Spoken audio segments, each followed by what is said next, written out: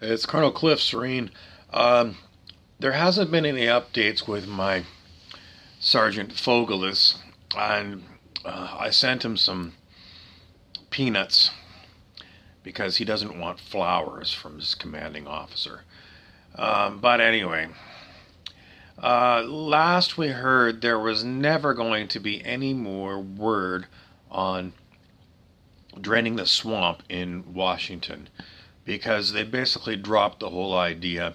They've decided it's better to flood it than to drain it. So expect high water in the Potomac River, and anybody who's got any underground caverns in the area, like the Masonic Hall, they better sandbag them. If you figure it out, with high water, you could climb to the top of the Lincoln Monument or the Washington Monument, or crawl onto the top of the Capitol Dome, and you should be okay. There isn't any more reptilian Dracos in Washington, D.C. They all left for Baltimore. Apparently there was a big stag. I don't know which one was getting married, but apparently it was the place to be.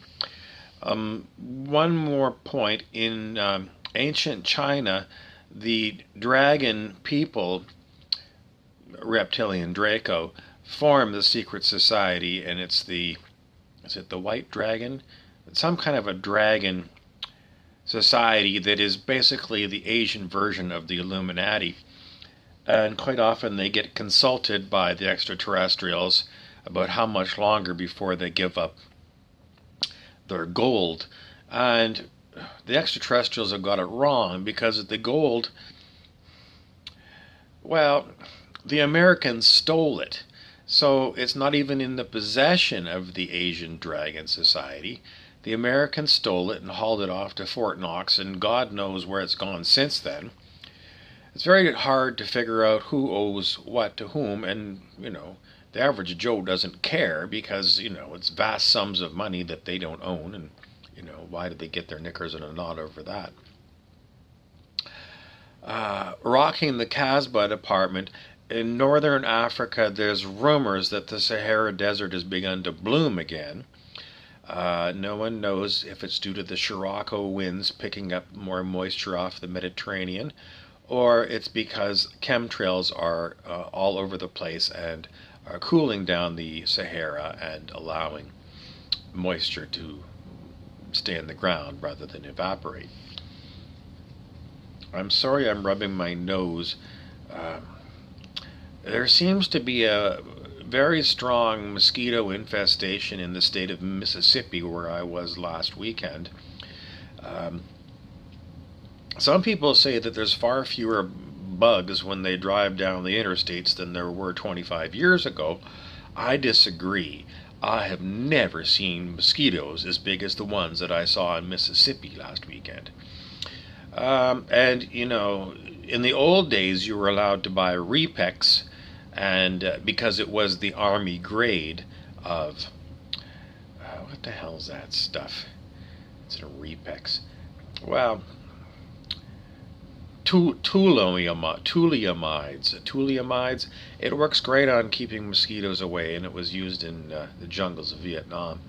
But when we visited, I'm not going to tell you the name of the country, but they basically have got a snowboard instructor for a prime minister, and apparently he likes to entertain Muammar Gaddafi's son with hookers and blow, but they diluted the Repex down from 60% Tuliamides to 20%, at which point it doesn't work unless you spray a whole can on your head.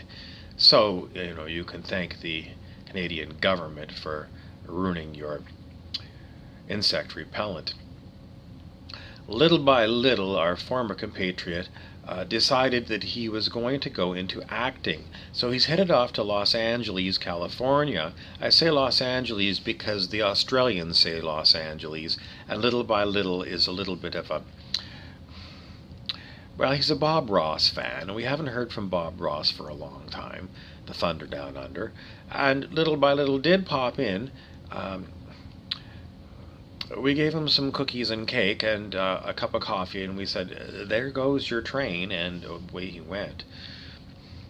Mercy, mercy me, we haven't seen anything to do with Corporal Klinger from MASH. Now, a lot of these old actors have kicked the bucket, but Jamie Farr, as far as I know, is still alive. And, he was famous for doing his comedy um, and dressing in drag before it was, something that metrosexuals did every other weekend. Moreover, Jamie Farr has the best Lebanese nose in show business. Many other comics like to talk about noses. A nose for value is somebody else. W.C. Fields had the largest nose next to Carl Malden from the streets of San Francisco, which was a Michael Douglas TV show back when Michael Douglas had dark hair. Let's see. No one really figures out where we're going to go with the rapodictrillions. There really isn't anything more that we can do. We've decided that without the keys to, what's that place Donald Trump lives in, Mar-a-Lago or whatever in Florida, without the keys to that place, we're never going to be able to roost out the last bunch of them because they're hanging out at Donald's pool parties. They hang out with starlets, and most of the time they're quite gracious, I'm told. Morning breath is something that you can never quite control without using scope. Listerine gives you medicine breath, and scope gives you minty breath. Now, the Canadian government has put excise taxes on an escalator so that every year the excise tax, which is a form of like a duty, except it's not from a foreign country. It's if you live in the country, you keep paying excise tax. They put it on gasoline, cigarettes, and alcohol. The Canadian government has built an escalator clause in there so that excise taxes go up automatically every year, regardless of the inflation rate. Now, no one say that the Canadians pay too much for booze, but, well, if you want a 1 ounce drink of whiskey, it's going to cost you $6 plus a tip in a bar in Canada. That's at a sports bar. At a higher end fancy pants place, you're probably looking $8 to $9 for an ounce of whiskey. Canada is known as the highest taxed nation on the planet.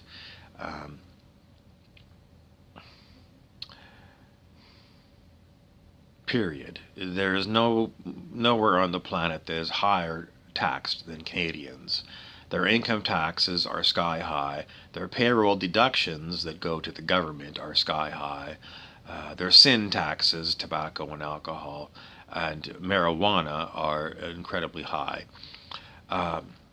No one wants to buy government weed, even though it's the legal weed in Canada, because it is more expensive than the black market. And why would you pay more just so that you can get the Justin Trudeau seal of approval? So no one buys it. And, in my musings of it, it appears that very few Canadians are actually smoking marijuana. Most Canadians cannot afford even black market marijuana. They have a hard time scrimping together the $2,500 a month for a one-bedroom apartment in Toronto or Vancouver, especially when they work at Tim Hortons Donuts for $12 to $14 an hour, less income taxes and payroll deductions and employee discounts on coffee and donuts. Edward Snowden has applauded the Canadian bureaucracy for allowing his friends from Hong Kong passage to Canada where they will be treated as refugees. We're quite glad that the Canadian government has done something for Edward Snowden. I don't know how anyone would ever want to be a refugee in Canada or an immigrant to Canada, given the high prices and the high taxes and the very low value of the Canadian dollar. I think you might have more fun getting a visa to Timbuktu, where at least you can study the history of apparently the richest man ever lived in Timbuktu. He had more gold than Fort Knox. Little by little, the one I was talking about earlier, who looks like Donald Pleasance, the actor, did leave his calling card in the hatch where, well, Klingons come and go from space.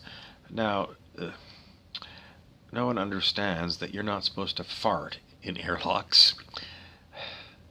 Little by little, didn't realize that a bunch of Klingons had just passed through, and he was looking rather asphyxiated.